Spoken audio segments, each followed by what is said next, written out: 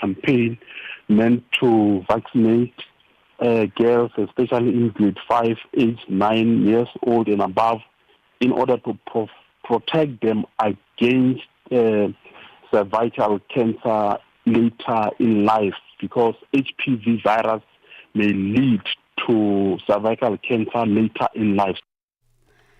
Ghana has paused citizenship applications for members of the African diaspora in order to make the system more accessible and user-friendly. Since 2016, those who can prove their ancestors came from Africa have been able to get Ghanaian nationality.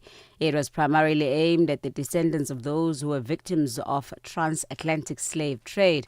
More than 1,000 people, including African-American singer-songwriter Stevie Wonder, have obtained Ghanaian citizenship in recent years. However, some applicants have complained about the number of stages involved as well as the high cost.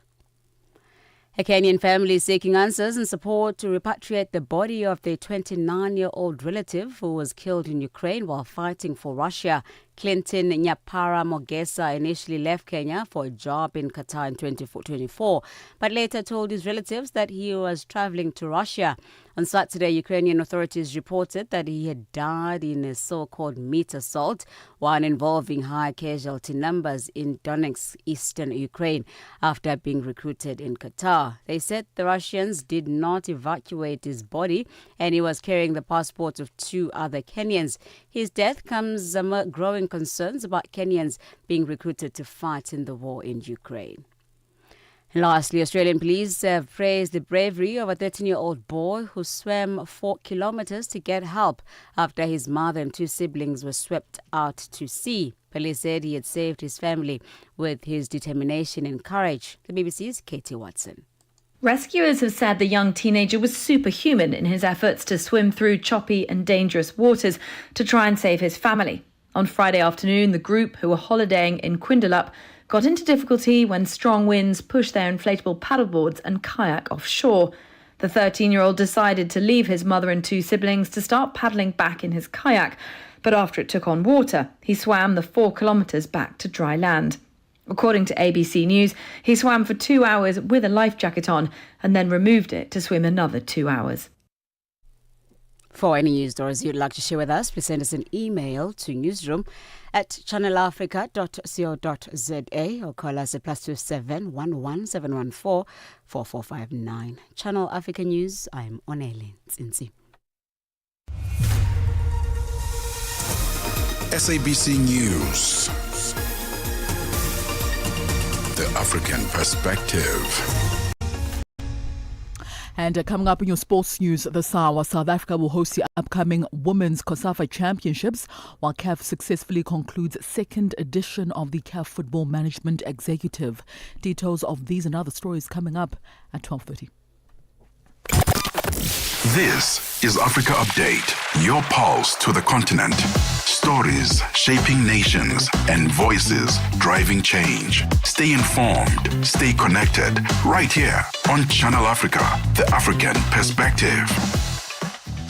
It is 12:06 Central African Time, and we're coming to you live from Johannesburg in South Africa on DSTV's audio bouquet channel 802, on OpenView channel 628, and on www.channelafrica.co.za, as well as on the SABC Plus app, available on the Apple and Google Play stores. You can also get the Channel Africa app on the Google and Apple Play stores. Join us in conversation on our social media platforms. That's on X, Instagram, and YouTube at Channel Africa 1, on Facebook at Channel Africa. You can also send us your comments and voice notes on +27 83 288 6684. Remember, use the hashtag Africa Update. Today on hashtag Africa Update, asks the United Nations peacekeeping mission in Congo will send its first team to monitor a ceasefire between Congo's government and the AFC or M23 rebel group in the coming days. What do you make of this new development? Share your thoughts and your views on all our social media platforms. That's on X, Instagram at Channel Africa 1, on Facebook at Channel Africa. You can also send us your comments and voice notes on +27 83 288 6684. Hashtag Africa Update Us.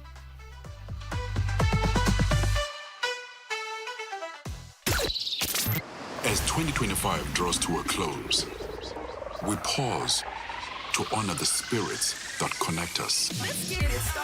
The festive season reminds us of what truly matters: family, community, and unity. No matter where you gather or reflect, Channel Africa is with you, bringing you stories and voices that are shaped by the African perspective. Something significant happened on this day. Asanda, you were a baby, I'm sure. I'm not even sure if you were born. No, you were. You were a baby, yeah. Yoga. Matseko is still trying to convince me. No, I've done that already, and you're going to come now on the journey. I will try. From all of us to all of you, may your season be safe and peaceful. Channel Africa, the African perspective. Africa Update with Lulu Gaboo, 12 to 1 p.m. Central African Time. It is at 12:08 Central African Time, and we're coming to you live from Johannesburg in South Africa. Looking at stories from across the globe, we start in Uganda, where a Ugandan court has dropped a case of aggravated homosexuality against the first man in the country to be charged with it. The charge carries the death penalty under an anti-gay law. The East African country enacted the Anti-Homosexuality Act in 2023, defying pressure from Western governments as well as local and international rights groups. The then 20-year-old man from Soroti in northeastern Uganda spent nearly a year on remand after he was detained in August 2023 and charged with aggravated homosexuality. During proceedings, which lasted more than 2 years, prosecutors amended the indictment and charged the man with having carnal knowledge against the order of nature, an offence under Uganda's penal code that carries life imprisonment. According to the man's lawyer, the magistrate discontinued the case upon finding that the accused is of unsound mind following a long detention on remand. And that's just one of the stories coming out from the African continent, and this is all happening in Uganda. You're listening to Africa Updates, coming to you live from Johannesburg in South Africa. Tune in and turn up the volume. This is Channel Africa. We go to Ghana, where we're speaking to our correspondent there, Eric Egbeta Mawena, where Ghana has suspended citizenship applications for members of the African diaspora to review and improve the process, aiming to make it more accessible and user-friendly. Since 2016, Ghana has allowed people who can prove African ancestry to apply for citizenship, a policy mainly designed for descendants of those affected by the transatlantic slave trade. And to speak to us about this, Eric now joins us on the line. Eric, good afternoon, and thank you for joining us on Africa Update. A pleasure to join, Lulu. Now, Eric, when did the pause on diaspora citizenship applications take effect, and how long is it expected to last? For how long it's expected to last, authorities are yet to give us a firm date as to that. Since yesterday, when the release came through signifying that the pause had come into effect, we've been working to get an understanding as to how long this is going to be, what the backlog looks like in terms of applications which are currently before them, and the other processes associated with it. And so a bit of a background. So under the previous administration, there's been a deliberate policy by the Ghanaian government, which is being continued by this government, to open up the country to the diaspora, to come back home, invest, amongst many other things. In 2019, up to 140 of such citizenship was granted to the diaspora. Some 2 years ago, in 2024 as well, in excess of 500. In fact, we've seen some very famous individuals as well come back. Dr. Umar, Steve Harvey and the likes all come back and being offered citizenship here in Ghana. That has piqued quite the interest. And so it's got people coming down and wanting to go through the process to get citizenship, because also it's been, like I mentioned, a very deliberate policy, the beyond the return policy put together by the Ghanaian government. Now, of the many challenges that's been identified since this administration took over, and the head of the Diaspora Affairs, who we've been trying to get a bit more in terms of details from, is that there's a bit of a cumbersome process. And so there's first between a $130, $150 registration fee, which is paid, which takes you through the application and processing and what have you, after which you're paying in excess of around $1,000 for that citizenship to be granted. Now, this falls directly, initially we thought the Foreign Affairs Ministry takes charge of everything, but we've just gotten a bit more understanding that this is directly under the Interior Ministry, and then a special office created at the presidency, being the Diaspora Office. Now, both agencies have had a conversation where they believe the process is quite expensive, and also the length in terms of the process and having us arrive at granting the citizenship as well is a bit cumbersome. And so there's been a review policy that's been put in place, which will first off affect how much it costs these individuals seeking to become Ghanaians, and also as well reduce the bottlenecks to make the process a bit smoother for them. We've asked the question as to how long this would take. We're yet to get firm confirmations as to the process in which it will take and the duration which will be shortened by. But that's one of the many things that they are seeking to do, remove the extra costs in terms of the financials as well, and then reduce the time gap it will cost or it will take for persons to be able to acquire this Ghanaian citizenship. Because most recently, when US-based streamer iShowSpeed came through on a tour of Africa, we here in Ghana decided to offer him Ghanaian citizenship as well. And so they are seeking to make it a lot easier, because on the back of that, the feedback has been good. There's been a lot of people who've expressed interest in wanting to come to Ghana. And so the president has even been speaking to it. For some, it reinforces the need to have this looked at and reviewed and make the process smoother. And what political reactions has this decision triggered within Ghana? That's if any, there has been any reaction. And have there been previous pauses or reforms to this program?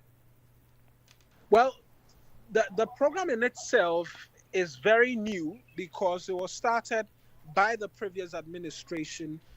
And so it hasn't had major reforms. Now, as with all things, for us here in Ghana, we tend to have power change or alternate between two major political parties, the NPP and the NDC. And so they often almost always have different approaches to how they want to do things. And so this was started by the previous administration, the New Patriotic Party. The National Democratic Congress has come through, and they are bringing the first major reform. As to a criticism, that's not come yet, because we're yet to see what the reform would look like. And the pause as well is seeking to make it better and to open it up. Had the suggestion been to completely take this off and introduce a new way of having persons get on to be enrolled as Ghanaians, then possibly we could see a bit of criticism and a reaction. But as to almost all policies, we're seeing a review of some sort, because there's there are new persons in power, and so we haven't seen quite the criticism just as yet. Just waiting for the full or firm details as to what this pause and changes would look like, and how easy it will be for these diasporans to come through and then get these Ghanaian citizenship. It would be interesting just to find out if you have by any chance managed to speak to any of the individuals who are waiting for their applications for Ghanaian citizenship. None just as yet. In fact, this morning I've been speaking to persons at the Foreign Affairs Ministry. As well, I've been seeking to get a word from the head of the Diaspora and Affairs. He is yet to get back. We've placed calls to him as at this morning. Before I even joined, I called again, but we're yet to get word from him. As to the diasporans who are seeking to get a citizenship, none thus far who have raised a concern or a complaint just as yet, for us to begin to pick on that and ask more questions. So we're seeking to get, in terms of the details as well, a bit more as to what this pause and changes mean, and whether or not it doesn't even push people or have people change their minds, because that's a possibility. Yes, the government says that we're seeking to make this better for you, but how long will that better come, or how long will it take for that better to come, and whether or not it will cause people to change their minds, and then are all of the questions that we're seeking to put before the head of the Diaspora and Affairs, as and when we do get him any moment. And Eric, would you know where the majority of applicants for the Ghanaian citizenship are from? Do you have figures in terms of whether it's from the African continent, the diaspora, or is it from whether it's European, Western countries, and so on? Well, it's been more from the Americas, the Caribbean, and then persons from the United States. And so I mentioned the history as to the numbers: 150 plus in 2019 when we began, 500 plus in 2024, which are figures I received from the Foreign Affairs Ministry this morning when I was seeking to probe as to what the backlog will look like if this pause, which has come into effect, goes on for a very long time, which they say they cannot confirm for us just as yet.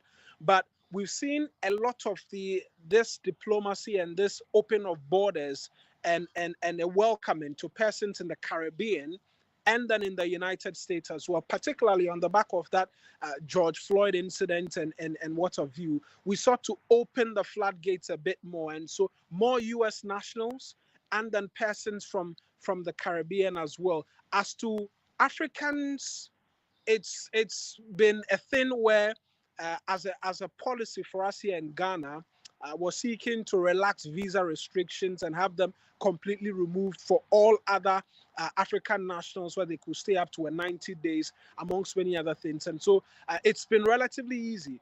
Even in the ECOWAS sub-region, you do not need a visa to come to Ghana and stay here. And so we're not seeing the numbers reflect in that region. Persons from the Caribbean and then the Americas are who dominate in terms of citizenship requests. Eric, always a pleasure. Thank you for joining us on Africa Update. Pleasure as always, Lulu. That's our correspondent in Ghana, Eric Mawena Egbeta, joining us on the line. It is 20 after 12 Central African Time. Are you fluent in French, Chinyanja, Portuguese, and Kiswahili? Are you passionate about radio? And are you looking to work in South Africa? Do you have papers that qualify you to work in South Africa? In that case, we might have an opportunity for you to work for Channel Africa. Send us your CV and demo at newsroom@channelafrica.co.za. Remember, if you don't hear from us within 14 days, it means you have not made it or you have not been selected. Channel Africa, the African perspective. Africa Update on Channel Africa. Today on hashtag Africa Update asks, the United Nations peacekeeping mission in Congo will send its first team to monitor a ceasefire between Congo's government and the AFC or M23 rebel group in the coming days.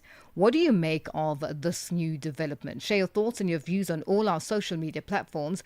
That's on X, Instagram at Channel Africa 1, on Facebook at Channel Africa. You can also send us your comments and voice notes on +27 83 288 6684. Hashtag Africa Update Us. Growing with Africa for 60 years. Channel Africa celebrates 2026 with the African perspective. The United Nations peacekeeping mission in Congo will send its first team to monitor a ceasefire between Congo's government and the AFC M23 rebel group in the coming days. Now, this is according to Qatar's foreign ministry following talks in Doha. Tutongo Beni has more. Qatar says the team would be deployed to Uvira that AFC M23 fighters captured in December. The late-night announcement has been described as a sign of progress between the Democratic Republic of Congo and the M23. The United States is hosting separate talks between Congo and Rwanda, which the United Nations and Western powers say backs AFC M23, an allegation Kigali denies. The Qatari Foreign Ministry says Congo and the M23 had agreed on detailed terms of reference for the ceasefire monitoring mechanism created under an agreement reached in October and reaffirmed their commitments under the broader peace deal framework signed in November. The latest push to activate ceasefire monitoring comes amid persistent fighting in the east. Over the weekend, explosive-laden drones targeted the airport serving the northeastern Congolese city of Kisangani. If confirmed to be an AFC M23 operation, it would be the furthest west the group has struck as part of its offensive against the government in Kinshasa. And that report by Tuto Ngobeni. We now speak to Didier Baye, a political analyst on the DRC, who is joining us on the line. Didier, good afternoon, and thank you for joining us on Africa Update. Good afternoon, Lulu. Good afternoon to the listeners, and Happy New Year to everyone. Well, Happy New Year to you too, Didier. Now, what do you make of the latest attacks in the DRC before we get into just what this story is mainly about? Okay, the latest attack is seen very, very different in a controversial manners. Some report has it that these attacks are the result of some of the M23 AFC slash RDF militaries who are leaving the city of Uvira that are vandalizing, looting, and then also shooting randomly to some villages as they were on their way. We don't know exactly where, but as they withdrawing away from the city of Uvira. So it was first of all reported that there was no fight when they occupied the city, and there was no fight as they leaving the city. This city, which was by then occupied by the DRC forces together with the local community that defends their communities known as the Wazalendo. So we really not sure if this fight is still ongoing or it's just the sabotage and the vandalism caused by the military or the RDF, AFC, M23 troops as they're withdrawing away from the city of Uvira. Now, do you believe that this announcement about the UN in Uvira will usher in a new era for the Democratic Republic of Congo? It will do so only if this specific UN mission stick to its mandate as it's been described. We've had the UN peacekeeping mission in the DRC for over 30 years. We have not seen any changes in terms of peace or improvement in terms of peace. But looking at the new description, according to what was discussed even by the US president, that this UN need to have a new mandate to reinforce, to ensure, first of all, that every non-invited forces leaves the DRC territory.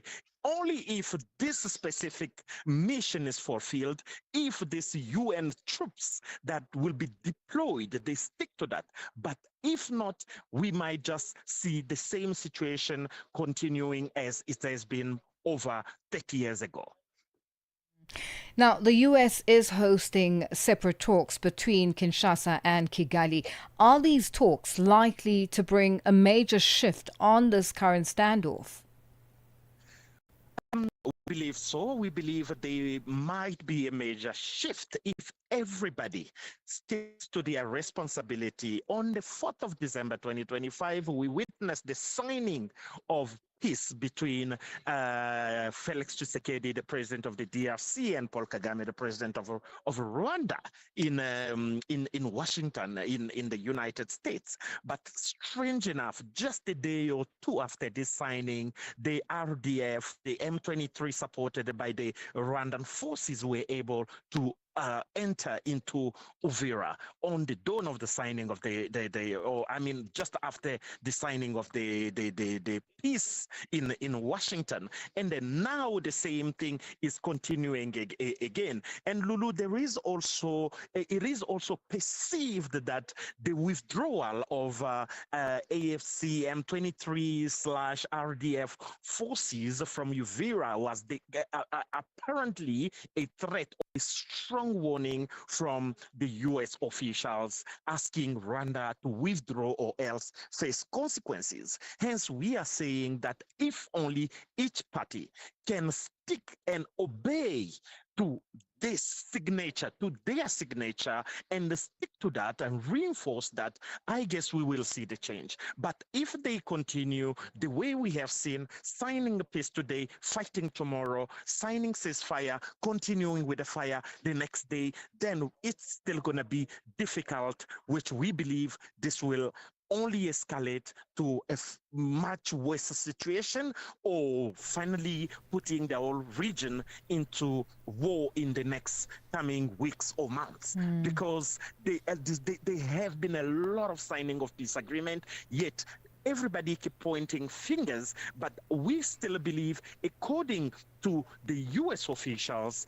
it was given, they had given a strong command or warning that every foreign forces need first to withdraw out of the DRC territory. And the DRC government says that they are ready for talk, but not when their territory is still occupied by foreign forces. So these foreign forces need first to withdraw, then there will be a Congolese dialogues amongst Congolese themselves, not with other people who are not Congolese within the country while they still occupying the territory. So let's see what will unfold. But right now, if there is one thing we are wishing, especially for this new year 2026, it is peace in the Great Lake region, peace in the Democratic Republic of Congo, and then that every foreign forces, including the RDF of Rwanda, will withdraw and go back to Rwanda so that the DRC can solve and deal with their internal matters. And what are you seeing on the ground with regards to just the citizens on the ground who have been affected and impacted by the instability in that region? The citizen on the ground, there are a few footages that are showing, for example, the city of Uvira, when the AFC M23 RDF troops were withdrawing. We saw people coming out in masses on the street, chanting, celebrating, and cheering the DRC armed forces as they're walking into the city of Uvira. And we also see in similar other localities, such as Kamanyola, such as many other surrounding localities that where the forces of Rwanda and AFC and the M23 withdrew, and we saw the population coming and cheering. They are very happy.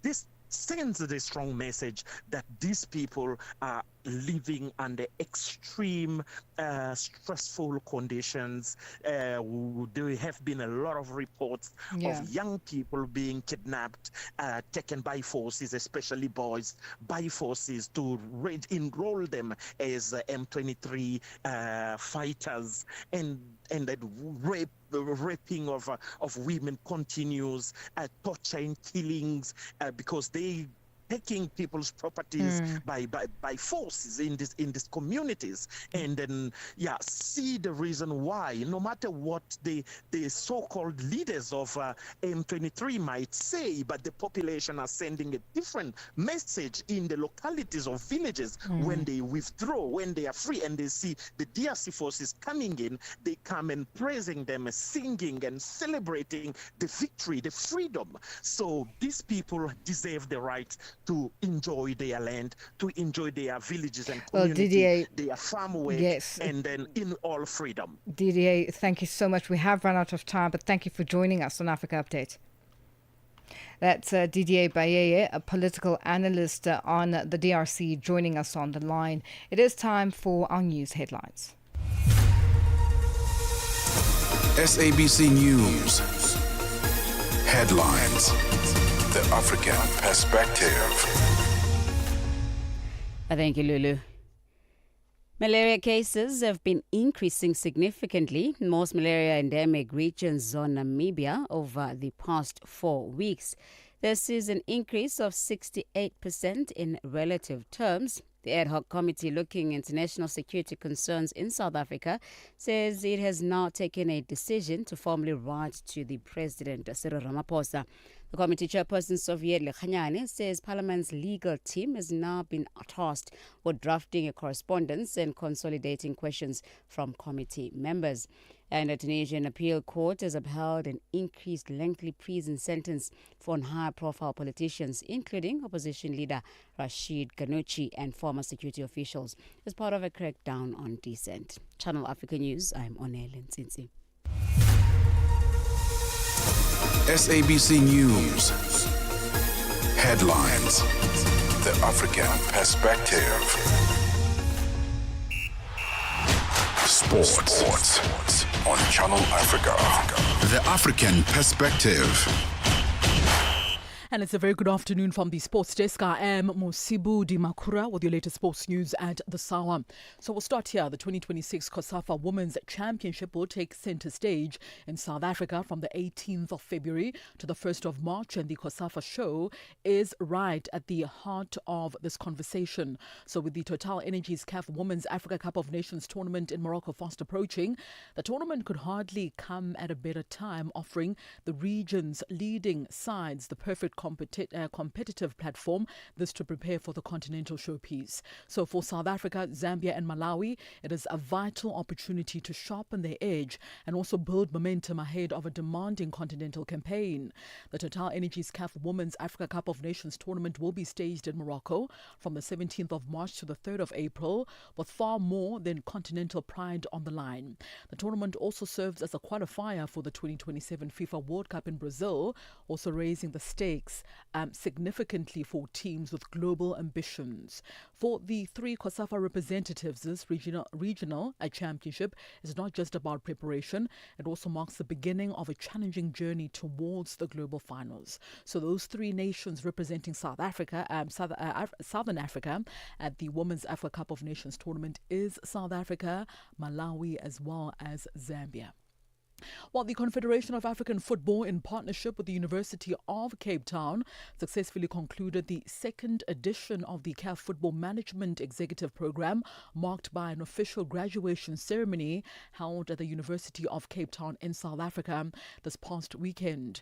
Now, CAF's groundbreaking executive program has delivered for a second consecutive year and continues to form a central pillar of CAF's long-term strategy to collaborate with leading institutions of higher learning and empowering member associations through enhanced governance and effective administration. So, a total of 30 participants from across the CAF 6 zonal unions graduated from the 6-month program that provided them with intensive learning experiences designed to enhance the skill set required to navigate the increasingly complex demands of modern football governance. On to athletics news now. The world governing body of athletics, that is World Athletics, is set to play a key role at the Lagos City Marathon, reaffirming the marathon status as a World Athletics Gold Label race. The marathon is scheduled for the 14th of February and will also mark the continuation of a journey that has become synonymous with excellence, endurance, as well as African pride. Now, the World Athletics Organization at Lagos is familiar with the ground, having, of course, been an integral part of the marathon's journey over the years through technical oversight, certification, as well as global collaboration. As race days draws closer, athletes from across Africa are and beyond, alongside international press, pundits, as well as athletic stakeholders, promises to surpass expectations for the very first time in its history. Rugby news now. Two-time defending champions South Africa will return to Adelaide for only the second time ever when the kickoff of the 2027 Rugby World Cup campaign against Italy on the 30th of October. Now, the Boks then head to Brisbane as well as Perth to face off with Georgia as well as Romania in the two remaining pool matches. And should the Springboks finish second or at least first in the pool, their first playoff match will be in Perth, while the quarterfinal will play out in Sydney, Australia, which is also the host venue for the semi-finals and the final. Now, World Rugby announced the Rugby World Cup 2025 schedule in Sydney earlier today. 8 different venues across Australia will be used with an emphasis on ticket affordability. Now, World Rugby Chair Brett Robinson says the idea is to roll out a more streamlined tournament in the hope of capturing the attention of the world. 6 weeks, 7 weekends, 7 host cities, 52 matches, 19 match days. Rugby World Cup 2027 will be a nationwide celebration of our great global game, played across this country and shared to the world. Well, tickets start at around $13 with $1 million available at a little rather more than R1,000 or under. 3 times winners, New Zealand, will start against Chile, and then there will be a standout fixture of the pool stages against Australia in Sydney on the 9th of October. Australian captain Harry Wilson believes facing the All Blacks very early in the tournament can help the team. It's obviously great to verse Hong Kong in the first match and then I guess have a week to build, which is going to be another massive match against New Zealand. It's obviously, as an Australian, we love versing New Zealand, and to have it for our second match in the World Cup, it doesn't really matter. We'll all be super excited for it and be ready for that game. All right, so it's 12:39 p.m. Central African time. For any sports stories you'd like to share with us, do send us an email to newsroom@channelafrica.co.za or call us on +27 11714 4459. I'm back with more sports news in the next hour. For Channel Africa Sport, I am Mosibu Di Makura. Sports on Channel Africa. The African perspective. Conversations are happening, and Channel Africa is at the heart of them. We tell the African story with clarity, pride, and purpose, reaching audiences that matter to your brand. Partner with us and connect your business with listeners across borders in multiple languages and markets. For partnership opportunities, sponsorship, or sales, email us at partnership@channelafrica.co.za. Channel Africa, the African perspective.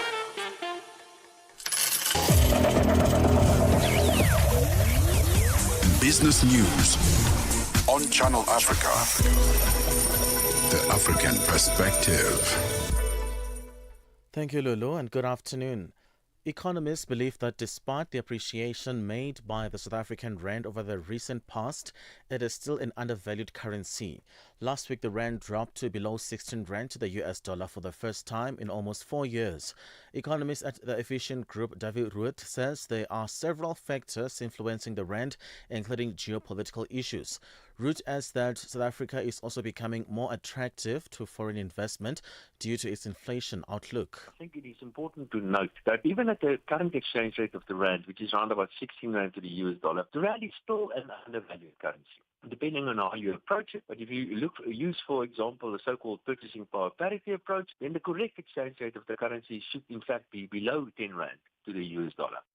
South Africa's Impala Platinum says it expects its half-year profit to increase by as much as 392%, mainly driven by higher metal prices.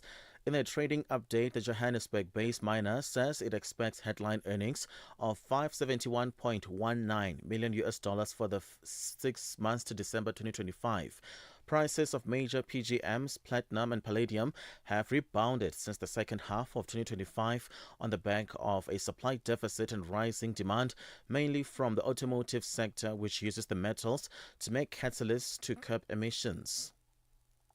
In other news, a China-based multinational home appliances manufacturer, Haier, has officially entered the South African market. The company says the move positions South Africa as its starting point for expansion into the rest of the African continent. The launch, which took place at the Sandton Convention Center in Johannesburg, brought together government representatives, diplomats and business leaders to discuss investment, energy efficiency and industrial development. Senior President of the Higher Group, Jeffrey Lee.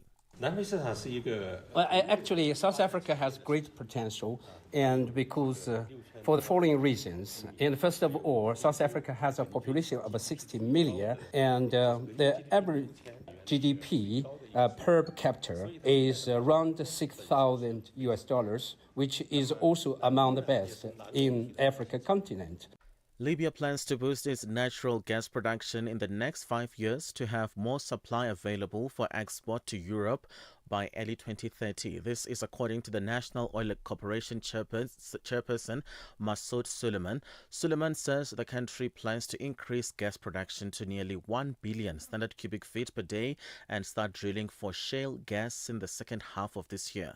Foreign investors have been reluctant of investing in OPEC member Libya, which has been in a state of chaos since the overthrow of Muammar Gaddafi in 2011. Disputes between armed rival factions over oil revenues have often led to oil field shutdowns. The Mumbai stock market has risen sharply after President Donald Trump of the U.S. announced that Washington would lower tariffs on Indian goods to 18%. Speaking on Monday, Trump said India has agreed to stop buying Russian oil as part of a long-awaited trade deal. The BBC's Ashana Shukla says this hasn't been made clear by India.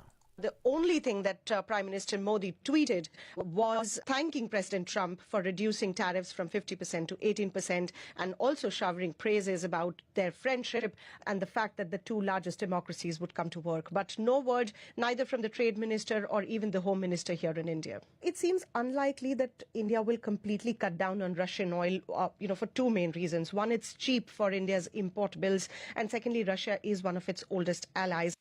And now a look at the financial indicators. $1 in Nigeria is trading at 1,000 naira 394, Botswana 12.03, Kenya 128 shilling 65, Zambia 19 kwacha 67. BRICS countries, $1 in Brazil is at 5 real 26, Russia 76 rubles 22, India 91 rupee 23, China 6 yuan 95, South Africa 16 rand 12 cents, $1 73 pence to the British pound, 85 to the euro. Commodities, gold is at $4,911, platinum at $2,233 per ounce, the price of Brent crude oil $65.61 a barrel. That's all for now. For any business stories you'd like to share with us, please send us an email, newsroom@channelafrica.co.za, or you can call us on +27 11 714 4459. For Channel Africa Business, I am Chandruko Ligege. Business news on Channel Africa. The African perspective. Your life, your rhythm, your Africa. Channel Africa. Find it for free on Google Play and the Apple App Store. Channel Africa 1060. 6 decades of stories, voices, and vision. Africa Update, your daily dose of African insights with Lulu Gaboo on Channel Africa. It is 12:45 Central African time, and we're coming to you live from Johannesburg in South Africa. And join us in conversation on our social media platforms. That's on X, Instagram, and YouTube at Channel Africa 1, on Facebook at Channel Africa. You can also send us your comments and voice notes on +27 83 288 6684. And also on hashtag Africa Update asked today, the United Nations peacekeeping mission in Congo will send its first team to monitor a ceasefire between Congo's government and the AFC M23 rebel group in the coming days. What do you make of this new development? Share your thoughts and your views on all our social media platforms. That's on X, Instagram at Channel Africa 1, on Facebook at Channel Africa. You can also send us your comments and voice notes on +27 83 288 6684. Hashtag Africa Update Us. Your window to the continent and beyond. Africa Update. Only on Channel Africa. Channel Africa. The African perspective. South Africa's ad hoc committee has decided that President Cyril Ramaphosa will, for now, not appear before the committee to answer questions regarding the establishment or disbandment of the Political Killings Task Team. Instead, Ramaphosa will submit a written response. However, the committee may still summon him to appear if it is not satisfied with his written answers. The Umkhonto weSizwe Party has condemned the refusal by Paul O'Sullivan and Brown Mokgotsi to appear before the committee, citing alleged security concerns. The party says no individual is above the law and all persons summoned to appear before the committee must comply. Meanwhile, businessman Suleiman Karim is taking the Madlanga Commission to court today in an urgent bid to prevent the inquiry from subpoenaing him to appear before this Friday. And to unpack this for us, we are joined on the line by legal expert Melusi Xulu. Melusi, good afternoon and thank you for joining us on Africa Update.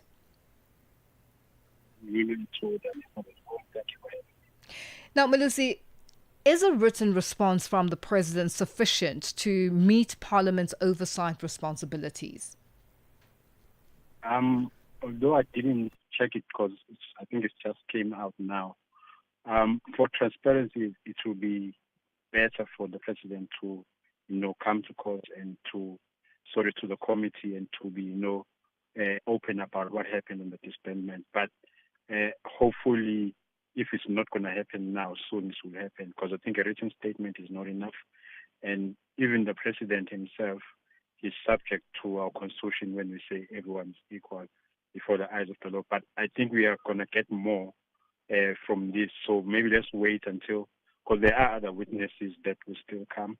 So let's wait until everything is clear. Then at the end, if it's still not coming to the committee to testify physically, we will hear the reasons at that stage. So let's wait for that stage, for the time. Just going back in time where the Zondo Commission was sitting, the President at that time did appear before the Zondo Commission. So it is possible that it may just happen. Yes, it is possible that it may happen. But let's wait and see, because I think I'll be interested in a position where Lulu, all the witnesses have testified. Hopefully, even Paul O'Sullivan and Mokgotsi, and then maybe the President now is still needed. Because remember, even on the commission, quite interestingly, that these hearings are running in a parallel manner. It was mentioned by the National Commissioner that he did discuss the issue of disbandment with the current president, Mr. Ramaphosa. So that statement alone necessitates that he can also come and testify, unless the commission, for some reason, not that they are reluctant, but they don't see the need. But I believe my view is that he should be able to come and give clarity on that. So on both hearings, whether it's the ad hoc committee or it's the commission of inquiry at Madlanga, I think he's needed to clarify that. So it's important that even if it's the President, he does come and assist us. And I believe he'll be able to just bring light on what really happened. Not that there's anything wrong that he did, because the person who took the decision to disband is Mr. Mkhunu, which we are still going to get more information, because it's still going to go back to the commission of inquiry to give more information. Now, what are the legal powers of a commission of inquiry to subpoena individuals? If you go to the terms of reference, if you read it, you can see that they are given the powers to compel a witness to come and testify. Also, on the committee, I know the Speaker refused to give to make the subpoena to be allowed to continue, so that Mokgotsi and Mr. O'Sullivan can come. But I believe that the members of Parliament who are interested, or the political parties, we've seen positions where if a Speaker says something else, they are able to take the speaker to court. So rather than complaining and saying the speaker cannot be the one refusing to, subpoena those witnesses, they can always have other platforms. But with regards to the Commission of Inquiry, because we've had it before, maybe we can look at it in a parallel manner. A precedent, Lulu, has been set where we've seen a witness who was testifying. He left the commission, was still testifying, and then the subpoena was made. He didn't come. It was taken to the highest court, constitutional court, where it was stated that he must come to court. So he was compelled, and he refused. And then it went back to the constitutional court, and he was arrested. So I am interested, Lulu, to see if there will be a consistent manner of approach when it comes to subpoenaing witnesses, specifically in the Commission of Inquiry, or to an extent to ad hoc committee, or even inquiries on the fitness of the prosecutor, Advocate Chauke, or on those hearings. I'm interested to see whether that kind of approach, as there's a precedent, it will be done for everyone, or it will not be done the same way as it was done in the Zuma situation. Mm-hmm. And just we're speaking of the powers of whether it's the Commission of Inquiry, the Madlanga Commission has, or the ad hoc committee. And just this morning, when it came to one of the witnesses who was meant to testify this morning or answer questions, there was a back and forth with his attorney with regards to him going ahead with the testifying or answering questions because of them being worried about him implicating himself. Now, it's very interesting that the back and forth then led to a long break. What do you think would have happened during that break? Because I remember that the Commissioner, Madlanga, said that we're going to take a break, not specifically giving time frames of how long that break would be, to discuss the issues of what was to happen next, because the witness was refusing to testify. So what do you think would have happened and for the commission to continue? Because just looking at our screen, it seems to be continuing after that long break. I don't want to speculate on that one, but I think what they are arguing, the advocate for the witness was arguing, is very interesting because they are saying my client has been published, or there's a list that has been published where my client is there to be investigated as there's a prima facie case. So him coming here, he may be in a position where he will incriminate himself. But if you look at the Zuma case, when they were talking about him coming to court, there was an argument about the fact that a commission of inquiry does not have the same rights as the one in the criminal court, where Section 35 says you have the right to remain silent. So I think maybe what they could have done was to say, rather, let's allow the court to specifically decide on this, because the difference with the Zuma situation one, in this case, there's a prima facie case, a criminal case that is being investigated. And whilst it's being investigated, you now have to come to court and talk about those issues that are being investigated. Now, then there's a parallel investigation where you are talking about the case. And I think that was the concern that the advocate was trying to address. But when they came back, as you say, from the break, they decided to continue. Maybe there was some discussion that was made.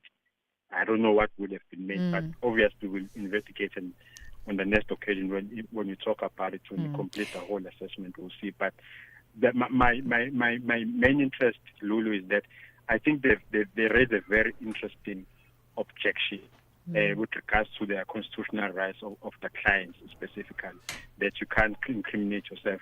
I wonder how that could have been discussed at a court level, because if we're talking about constitutional right, Lulu, if you can just give me a second, we have to look at it in a general way, if anyone encounters the same situation, you are being investigated on the one side for a criminal case, then you have to come to the Commission of Inquiry to talk about that very same case. Are you not in the danger of incriminating yourself? That's a constitutional question that is out there.